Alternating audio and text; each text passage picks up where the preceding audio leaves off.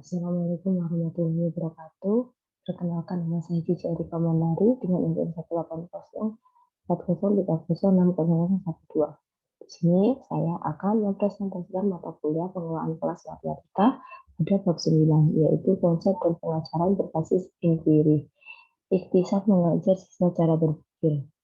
Pendidik dan orang tua sama-sama percaya bahwa mengajar siswa cara berpikir adalah salah satu tujuan pendidikan yang paling penting. Fokus bab ini adalah pada konsep dan pengajaran berbasis inquiry. Dua pendekatan pengajaran yang telah dikembangkan secara khusus untuk meningkatkan pemikiran siswa ini juga akan menggambarkan program berpikir yang dikembangkan untuk tujuan yang sama. Bagian pertama akan membahas masalah yang lebih besar tentang mengapa penting untuk mengajar siswa cara berpikir, memberikan perspektif pengajaran terbaik untuk mengajar berpikir, dan menguraikan dasar teoritis untuk topik ini. Ini akan diikuti dengan diskusi tentang bagaimana merencanakan dan menyampaikan 3 jenis pelajaran untuk meningkatkan pemikiran siswa, pembelajaran konsep, pengajaran berbasis inquiry, dan penggunaan rutinitas berpikir. Bagian terakhir membahas cara terbaik untuk menciptakan lingkungan kelas yang berfokus pada pemikiran dan bagaimana menilai proses dan keterampilan berpikir. Perspektif teoritis tentang mengajar berpikir. Berpikir dan hubungannya dengan cara berpikiran telah menarik minat para ahli teori, filsuf, dan peneliti selama bertahun-tahun. Dengan demikian, dukungan teoritis dan empiris untuk mengajar berpikir sangat luas dan mencakup berbagai topik. Baru-baru ini, karya ini telah berpusat pertama dalam pandangan kognitif pembelajaran dan termasuk kontribusi dari John Dewey dan Jean Piaget, Jerome Bruner, David Ausubel, dan Howard Gardner. Antara lain, misalnya mereka telah menunjukkan bagaimana proses berpikir dan keterampilan berkembang pada anak-anak dan remaja dan bagaimana pendekatan tertentu dapat mempengaruhi proses ini. Yang ketiga, jenis berpikir. Berpikir mungkin universal, tetapi juga memiliki banyak dimensi atau tipe. Khusus utama yang diminati guru dijelaskan di bawah ini. Berpikir tingkat tinggi. Sebagian besar pernyataan kontemporer tentang berpikir mengakui perbedaan antara dasar dan berpikir tingkat tinggi dan bahwa mengajarkan keterampilan tingkat yang lebih tinggi memerlukan pendekatan yang berbeda dibanding dengan mengajarkan keterampilan berpikir dasar atau pola perilaku rutin. Berpikir tingkat tinggi mencakup proses kognitif seperti memahami, membandingkan, mengevaluasi, dan mencipta. Meskipun definisi yang tepat dari pemikiran tingkat tinggi tidak selalu dapat ditemukan, kami tetap mengenali pemikiran seperti itu ketika kami melihatnya beroperasi. Lebih jauh, pemikiran tingkat tinggi tidak seperti perilaku yang lebih konkret, bersifat kompleks dan tidak mudah direduksi menjadi rutinitas yang tepat. Pertimbangkan pernyataan berikut dari Lauren Leslie tentang apa yang dia definisikan sebagai pemikiran tingkat tinggi. Yang pertama, berpikir tingkat tinggi adalah non-algoritmik. Yang kedua, berpikir tingkat tinggi cenderung kompleks. Yang ketiga, pemikiran tingkat tinggi sering menghasilkan beberapa solusi, masing-masing dengan biaya dan manfaat daripada solusi unik. Yang keempat, berpikir tingkat tinggi melibatkan penilaian bernuansa dan interpretasi. Yang kelima, berpikir tingkat tinggi melibatkan penerapan beberapa kriteria yang berkaitan saling bertentangan. Yang keenam, berpikir tingkat tinggi sering melibatkan ketidakpastian. Tidak semua yang berkaitan dengan tugas yang ada diketahui. Yang keenam, berpikir tingkat tinggi melibatkan evaluasi diri dari proses berpikir. Selanjutnya, berpikir kritis adalah jenis pemikiran penting lainnya dan berasal dari Socrates. Di zaman yang lebih modern, menurut Tony dan Sternberg, banyak aspek berpikir kritis dapat dilakukan dengan karya awal John Dewey tentang pemikiran reflektif. Bentuk pemikiran ini membutuhkan penggunaan proses kognitif, analisis, dan evaluatif, dan terutama terdiri dari menganalisis argumen untuk konsistensi logis, untuk mengenali bias, dan penilaian yang salah. Selanjutnya, agar efektif dalam berpikir kritis, memerlukan keterampilan yang akan membantu menentukan keakuratan informasi yang akan membantu menemukan argumen yang tidak logis atau keliru. Ini juga membutuhkan sikap yang berorientasi pada penelitian dan disposisi menuju hakikat pengetahuan dan kebenaran. Sebenarnya pemikiran dan penalaran ilmiah. Berpikir ilmiah terdiri dari penalaran dan penarikan kesimpulan berdasarkan pengamatan dan bukti.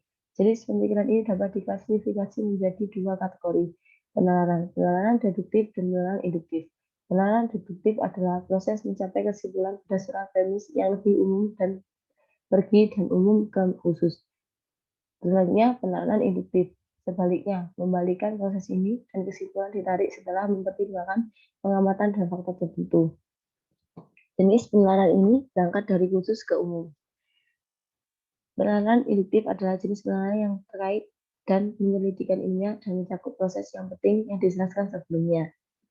Kita akan menemukan bahwa pengajaran berbasis inquiry sebagian besar bergantung pada penalaran induktif, sedangkan pengajaran konsep dapat menggunakan penalaran deduktif atau induktif, bergantung pada pendekatan tertentu yang dipilih oleh guru. Pemikiran metakognitif berpikir adalah pengetahuan dan pemahaman yang kita miliki tentang proses kognitif kita sendiri dan kemampuan yang kita miliki untuk memeriksa pikiran kita dan memantau apa yang sedang terjadi. Selanjutnya, sifat konsep. Ketika istilah konsep digunakan sehubungan dengan pengajaran dan pembelajaran, ia memiliki arti yang tepat dan mengacu pada cara pengetahuan dan pengalaman dikategorikan. Berikutnya, konsep sendiri dapat ditetapkan ke dalam kategori konsep, seperti objek dan ide lainnya, dikategorikan dan diberi label. Mengetahui beberapa jenis konsep penting karena, seperti yang akan dijelaskan nanti, berbagai jenis konsep merupakan strategi pengajaran yang berbeda. Sebenarnya konsep pembelajaran melalui contoh dan non-contoh. Mempelajari konsep melibatkan pengidentifikasian keduanya, contoh dan bukan contoh dari sebuah konsep. Misalnya, sapi adalah contoh mamalia tetapi bukan contoh reptil. Australia adalah contoh negara di bulan bumi selatan, tetapi bukan contoh negara berkembang. Kapas dan sutra adalah contoh konsep yang akan, tapi kulit dan baja bukan contoh, seperti yang akan dijelaskan nanti.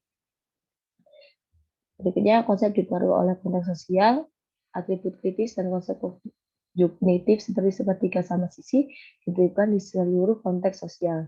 Namun, disjungtif atau relasional seperti kemiskinan atau tingkat molekul perubahan dari satu konteks sosial ke konteks sosial lainnya. Konsep memiliki definisi dan label. Semua konsep memiliki nama atau label dan definisi yang kurang lebih tepat. Misalnya, daratan yang relatif kecil yang dikelilingi oleh air di semua sisinya diberi label sebagai pulau.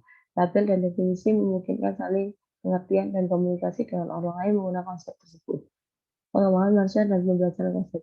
Individu selalu beradaptasi dengan lingkungan menggunakan pengetahuan sebelumnya dan skema yang ada. Pengajaran konsep merupakan salah satu cara untuk memberikan ide-ide baru dan memperluas serta mengubah skema yang ada. Seorang psikolog Amerika, Jerome Bruner, juga telah memberikan konseptualisasi tentang bagaimana anak-anak belajar pada berbagai tahap pengetahuan. Brunner 1966 mengidentifikasi 3 mode belajar yang berbeda. Yang pertama, belajar yang melakukan yang disebut mode aktif, 2 belajar dengan pembaharan mental yang disebut mode ikonik, dan belajar melalui rangkaian simbol atau representasi abstrak yang disebut mode simbolis. Ketika anak-anak tumbuh lebih tua dan kemajuan melalui nilai, mereka kurang bergantung pada mode aktif dan lebih pada citra mental operasi simbolis. Berikutnya, perencanaan pengajaran konsep. Selama fase perencanaan pelajaran konsep, guru harus membuat keputusan tentang konsep apa yang akan diajarkan dan pendekatan mana yang akan digunakan. Berikutnya, memilih konsep. Kurikulum adalah sumber utama untuk memilih konsep untuk diajarkan. Konsep dapat disematkan dalam buku teks dan edisi guru sering memberikan panduan dalam memilih konsep kunci atau diajarkan.